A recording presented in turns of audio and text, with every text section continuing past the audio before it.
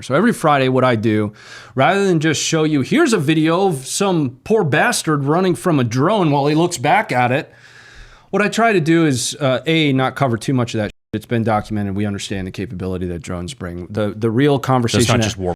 The real conversation... Correct. That's the intent, at least. The conversation I have about drones is that they really transcend all of our warfighting functions. You know, when you look at logistics, intelligence, fires themselves, so actually kinetic strikes, drones are what are being used. Kazovac, right? They're putting casualties on unmanned ground vehicles and taking them out of the battle space. So when we have one of those transcendent things with drones, that's when I cover that stuff. I mean, just speaking of which, just a couple days ago, Ukraine took out that Russian submarine. It's like a $500 million sub they took out with an underwater drone. Yeah. So an underwater, they actually just released, I was looking at it right before we started, some satellite photos. And Russia currently, this is like classic Russia, is saying, nuh-uh, but they took satellite photos before and after, and all the other subs have been moved except for that one. They were like, no, see, it's still there. It's there like, just happens to be a floating dead submarine right where it's still there because it's a fucking beached whale, you idiots. Yeah. That's so. I mean, drones themselves, they transcend everything, all warfighting functions. The entire crew just got sleepy. they're fine. The sub's on its side because it's taking a nap. So the live show every Friday, it's meant, I actually give you like a geolocation of where this video takes place relative to the FLOT, the forward line of troops. And I say, look, man, this is where this video takes place. This is the general operation that's taking place around it. This is, you know, at least my assessment as an intel dweeb. I'm the most pogue dude to ever peruse the internet, trust me. Meanwhile, Russians are watching your live stream like, it's where now? Oh, dude, I got DOSed by Russia. No shit. My whole home network got taken down multiple times when I first started the live show. No shit. It was my own fault, but what'd you do? It's kind of hard to say because it was a distributed denial of service. This gets into my civilian background. So I was a cybersecurity guy for like 14 years in the intelligence community, but I was live streaming one of our first live shows. Is that hail? No, that's just rain. Okay. Yeah. And we were doing so much website traffic that our website crashed. And a Cloudflare, which is one of our, at the time, hosting services, I guess, sort of, popped up, a Cloudflare message popped up with my IP. So my external interface IP in the middle of the live show. I've got like 20,000 concurrent viewers. My whole home network just dropped. Right. So, I mean, being a former cybersecurity guy, like I used to conduct digital forensics investigations into like, you know, child, like stuff like that. Like I used to really be active in cybersecurity. I took a look through my logs, and it's difficult when it's a distributed denial of service because that means it comes from many, many, many different places. An overwhelming majority of the IPs that were hitting my forward interface were all Russian. So, but you could be in fucking California and hire a DDoS service. There used to be, the nerds out there will know, the low orbit ion cannon, high orbit ion cannon, that shit that Anonymous used to use, or that became popular with like the 4chan, the script kiddies and stuff.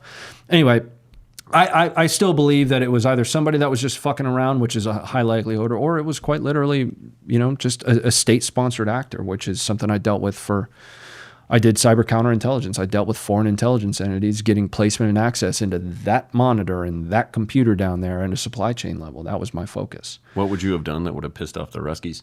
I don't know really, because it's really about just conveying what's happening. So you weren't even like delving down into like the partisan nature of it. I actually don't care much about that, to be honest. As Russia looking at how they present themselves, or even North Korea is a good example. They try to present, we are winning, we are strong. If you have, we can access a VPN, watch American news, and then you have an individual breaking down their failures at a military level, now it's causing discourse in their own home country. It's like, we're not as good as we think we are. Fuck, we've been presented, we're unstoppable. Well, in those early days, Russia was just taking ground. Like with the first couple days, dude, they had made it all the way to Kyiv, right? And there are one of the most watched videos on Funker 530 right now is a video of a Russian saboteur team making its way in in an armored personnel carrier, and they just start taking fire from all over the place in Kyiv, right? Those early days, Russia in that very kind of like, I wouldn't say blitzkrieg-esque, but I mean, more or less just barreling in, they made a lot of ground, and eventually they were pushing in, taking airports. Like they were. So the siege of when they took Hostomel is what that is, right? So their intent was to have a launch pad from Hostomel to be able to funnel more combat power into and eventually force a capitulation early. That's the airport where the Spetsnaz took. Yes. Yeah. Some of the wildest footage, right? Having really about a decade worth of combat footage review, because even before I was with 530, I was doing like initial analysis on ISIS releases when I was supporting the National Geospatial Intelligence Agency at one point. And when ISIS would release their footage, one of the things that you try to do is geolocate stuff. And you say, okay, what's the skyline look like? Can I triangulate this? Like GeoGuessr type shit? Exactly. Yeah. He will not divide us level. Like, What?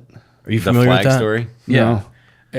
Not to derail, but it was like the Shia LaBeouf. Oh, when he did yeah. So you had Okay. 4chan that was looking at like the fucking And they flight found it. patterns in the Yeah. sky. Yeah. They would In find it within rural 12 Tennessee. hours. Autism. Weaponized autism.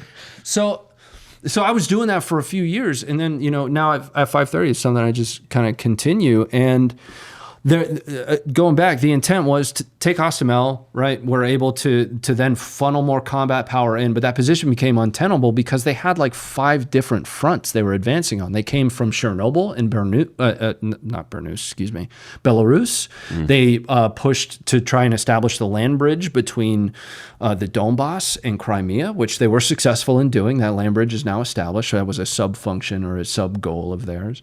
But they had all of these different fronts, and it just functionally was not a tenable position for them. So early on, I was helping people kind of understand some of those nuances to what at a strategic level an operation like this looks like. That's all source intelligence is really supposed to be able to describe things at a 30,000 foot level and distill them in a way that makes sense, right?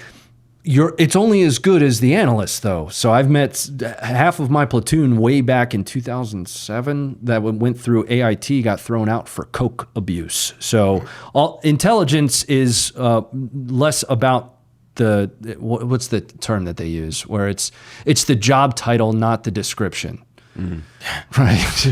So. But that's the Funker 530 live shows. I try and place it in time and space for you as best as I can. If you take things up to a larger perspective, I think there is some level of value in debasing our adversaries. There has to be an end state behind that. To a certain perspective, like we have to know when that's no longer tenable for us. And I don't claim to know enough to know when that is. My goal and my job at 5:30 with the live show is this video, this is the technique that you're seeing, this is how it fits into an overall strategy, this is where it takes place in time and space. Let's move on to the next video. When you say adversaries, do you mean adversaries of the United States? Absolutely. Yeah. So we do have adversaries. A lot of people that don't believe that we do. 13 years in the intelligence community and everything from counterintelligence to threat intelligence. I can tell you that there are big 4 that are out there that are actively and 100% at all times positioning themselves against the United States. Russia, Iran, North Korea. North Korea. Yay! North Korea actually has a really capable cyber program. Good job. Their cyber program is fucking. That's where they spent a lot of their resources. Yes, and it's like, hey, we have to develop these individuals, and this is how we're going to make money since we're restricted on fucking everything. So, which is learn to hack, learn to crush. No, they like. No. I'm just saying. I was going to say that's very entertaining to me, considering we were wiping them off the board with that early on because they were attempting it, and we were just like, oh, dude, they're running like 30-year-old Windows. So if you think back, North Korea actually crossed a boundary that nobody had before, right? So back in my day when I was still doing this, I can't believe I'm old enough to say that. Which is when? I left full-time cybersecurity work in 2022 when I did the TV Army? show. No. So that's actually where it gets interesting. I dropped into to the organization that would eventually become U.S. Cyber Command when I was 20 years old. My entire career in the Army is, that's why I say I'm the most pogued ever be. I am King Pogue, and you will not unseat me. Like, we can even fight about that if you'd like. But my entire military career has been Army Reserve. So in parallel, and I've got a whole diatribe that I go into about like using solely your military service as a measurement of your value on, back to the world. But in parallel, my civilian career was progressing much faster. By the time I was 20, in 2009, 2010-ish, I joined an organization that would eventually turn into United States Cyber Command, co-located with the NSA. I was also Army Reserve, so I had yet to deploy. I didn't deploy until 2013 with the Army Reserve. So by that time, I had moved into cyber counterintelligence. We were investigating foreign intelligence entities that were actively compromising like critical networks and stuff that we use. I even did some liaison work for the agency. Starts with a C, ends with agency. I spent a little. I moved under the DHS umbrella eventually. Then I started moving into management, a little bit out of the technical, but that's where I started to get into a little bit of digital forensics. So long story short, he knows exactly what you watched during those 4 minutes that you're getting your hair gel. Dude, Concerts Hair Gel sponsor starts now. So And that's- then it's hey, what's up? That's actually what pushed. So moving that final Running move, low on our pre-order inventory, so I'm gonna need some Gatorade. this guy likes blondes. Just with one scoop. that last move It's baby's is what cry. pushed me out of the government. I'm going to be honest. So once I got into kind of insider threat type stuff, like misuse versus insider threat, that's when it became like, holy fuck. Growing up, I thought that the government and their employees were supposed to be the best of us. So being exposed to the actual investigations that are being done behind the scenes, we investigated everything from child to drug use with government laptops, to drug sales with government laptops. Now, that's not me saying there are absolutely good people that are working in government. I mean people that wake up every day and their sole job and function is to serve the people of the United States by fulfilling a role within government that they want to.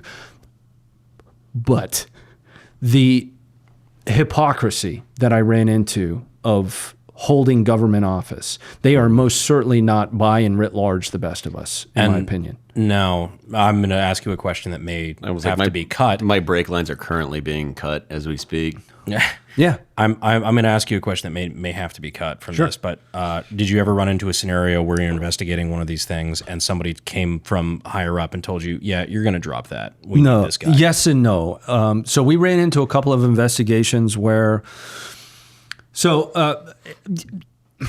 a lot of what we worked, I'll use an example outside of like child or anything like that, right? I'll use an example of like classified information spillage. We worked a lot of those. That happens a lot where you've got these, Especially on War Thunder servers. oh my God, dude, don't let me go. That Discord. So it sucks being on the outside looking into a lot of these things because there are layers to the things that I can be involved in from a conversational perspective. But this is actually really interesting. Well, I shouldn't say interesting. It's interesting to me. We ran into a couple of instances where egos got in the way of holding people accountable for potential loss of actual national security information. And what I mean by that is you have there are absolutely still organizations out there that have this factional understanding of like the contractors, because I was a contractor for all of my time, right? So I was considered a cybersecurity subject matter expert. They would hire us to come in to do the real technical nuance. And I did that for many different companies for, again, almost 15 years. Well, we were the dirty contractors and we weren't allowed to be the ones to say, hey, government, SES, whatever position that you hold, GS-15, you fucked up because you printed on an unclassified printer that has access to an unclassified system using your classified system, which means that is technically now stored on a classified system. You fucked up and we have to write that up. So there were situations that we ran into where somebody was like, I don't work for you, and I'm going to make sure that you guys have problems with your contract in the future. And it's like, are you threatening like our business because you had a security violation You right now, fucked dude? up, and now it's our Like, that's problem. not how this works at all. There's actually one of the organizations I supported, and I'm not going to go too far into this, but it just hit the news not too long ago. It starts with an F and it ends with Emergency Management Agency. I'd recommend you go and Google some of their cybersecurity organization that was recently fired. I ended my career with that organization. That was the one that I stepped away from to step into the TV show, actually. Just because they were bleeding out. Well, it wasn't necessarily just that. After about 10, 11, 12 years worth of doing this, I started to realize I am an inside dog, or I'm an outside dog stuck inside. I am not meant for corporate life. This is not my game. I need to find an exit strategy. And that exit strategy came primarily with Funker 530. But when I got brought onto the TV show, it was like, this is it. I'm done. So feel free to tell me to fuck off, but was that about the same time as like the Appalachian hurricane relief stuff, or? No. So this is actually more recent than that. It's fun. Oh. It's interesting because I got a call from actually the lady that I hired to be, well, I didn't, I brought her back. So I deployed, there's a whole story that goes along with, USERRA rights. So Uniform Services Employment and Reemployment Rights Act. If you deploy for the military, they have to hold your job for you, and you have what's called the escalator clause. The escalator clause means that if you left for a deployment, or even if you voluntarily chose to sign up for the military, say you were supposed to automatically receive a promotion in 2 years, and for some reason you got back at 2.5, you get that promotion and you get your job back. That's called the escalator clause. When I left for my first deployment, second deployment, excuse me, I was in the task order lead position at the time. There was not a program manager position. Task order lead, like 15 or so employees, ran a security operations center. One of the guys that I hired as like one of my employees was who they chose to backfill me as the task order lead. And then they hired him as the program manager while I was gone. And when I came back, I had to work for him. Right. So eventually that problem worked itself out. That is not how USERRA rights work. So if you're watching this and you're dealing with a USERRA problem, make sure to reach out to ESGR, Employer Support to the Guard and Reserve. They will hook you up and help you out. Amazing organization. So the lady that I ended up really handing the reins off to, I had brought back because she was just so good. She called me like 2 months ago and was like, "Hey, I want you to Google FEMA and click on news right now." And basically a good old boy system got torn down. And it was that last straw for me that was kind of like, dude, I can't do this anymore. Like, I need to work for myself. I need to have 9 jobs or something to pay the bills, which is exactly how it worked out. And I work more now than I ever have for way less money. But that's why I drink Elijah Craig. Yeah. But I'm getting long-winded about it. But you fall into what is considered like a dream career, and you're like, wow, this is going to be amazing. And then through exposure to just absolute bullshit and politics in corporate life, you just realize that if you have a dream, and my dream was always to do what I do now, give it a go, dude.